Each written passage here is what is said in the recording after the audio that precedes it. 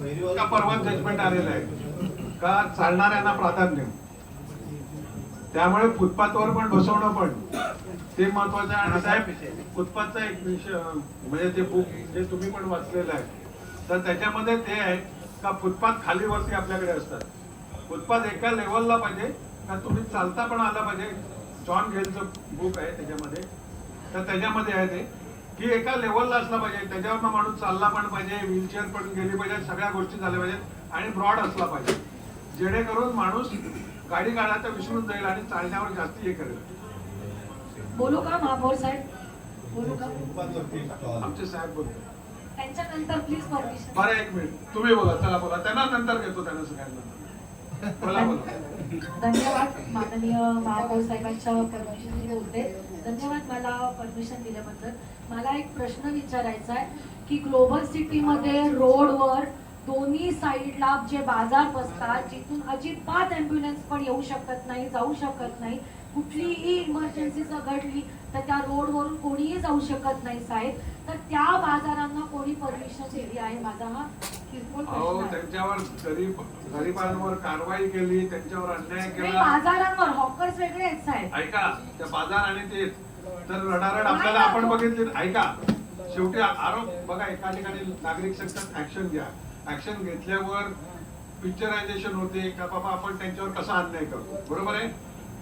आपल्याला तिकडे बाजार जर असेल तर तो रोडवर बसत असेल आणि फुटपाथवर असेल तर तो अनधिकृत. मागच्या वेळेला दिवे मॅडमशी जेव्हा मी बोलले होते तर दिवे मॅडमनी सहआयुक्त साहेबांना सांगितलं होतं की ते बाजार हटवा. तर असं मला उत्तर आलं सर समोरासमोर की मी त्यांना पत्रक द्यावं. मग जर मी पत्रक द्यावं तर महानगरपालिकेने मला पत्रक द्यावं. मगाशी शेट्टी साहेबांनी तेच सांगितलं बाबा, प्रशासनाची काय आहे का नाही ड्युटी, सगळं सगळ्या लोकांनी जर करायचं तर तुम्ही काय करणार. तर ह्या ऐका, तर ह्या गोष्टी आहेत आपल्या विभागामध्ये. जर असा अनधिकृत बाजार भरवत असेल तर नवीन बाजार याच्या समितीच्या ह्याच्याप्रमाणे किंवा नवीन याच्याप्रमाणे एकदा बाजार झोन मध्ये असला तर ठीक आहे, नसेल तर आपल्याला त्याच्यावर कारवाई करा. सर 4 बाजार बसतात सर. एकही गुरुवार आणि रविवार सोडला तर कुठल्याही वारांनी बाजारवाल्यांचं वाईट केलेलं नाहीये. सगळे वारानुसार बाजार बसतात आमच्या इथे. पण पत्रक दिलेलं आहे, त्या पत्रकानुसार पण काही कारवाई केली जात नाहीये. म्हणून विषय आहे आपल्याला जे ऍक्शन घ्यायची आहे ते आता ठरवू. म्हणजे विषय आपला आहे दर कमी करायचा, पण त्याच्यामध्ये काहीतरी वेगळा मार्ग देखील आपल्याला करायचा आहे. ऍक्शन घ्यायची आहे, बाजार आपल्याला फायनल करायचे आहेत, त्याचे स्पॉट फायनल करायचे आहेत, कमी जास्त करायचे आहेत ते देखील करायचे आहेत, ते चर्चा आपल्याला करायची. परत मी एक सांगते, आपले जे फेरीवाले धोरण जे हे आहे त्याच्यामध्ये ग्लोबल सिटी मधल्या एकही जागा घेतलेली नाहीये. अहो, म्हणून मी सांगितलं ना का 15,000 बसवायचे असेल तर कसं होणार. तर ऐका, त्यासाठी आपल्याला जास्ती स्पॉट बनवून कमी फेरीवाले एका स्पॉटला कसे येतील म्हणजे अडचणी होणार नाही, ते आपल्याला करायला लागेल. आणि सर हे जे रोडवर बाजार बसतात ह्याला थांबवण्याची जबाबदारी घेत आहे महानगरपालिका.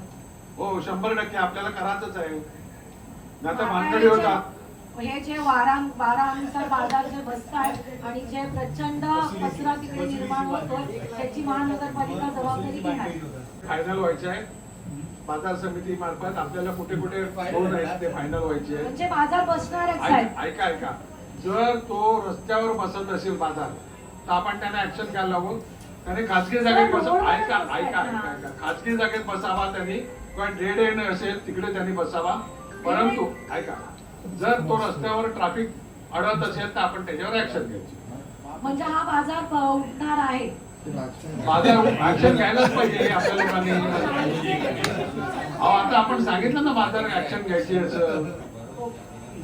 आपल्याला सुप्रीम बघा, प्रायव्हेट जागावर बाजार भरतात. ते प्रायव्हेट जागावर समजा त्यांच्या समोर रोड आहे, अख्खा रोड पण ते लोक ब्लॉक करतात.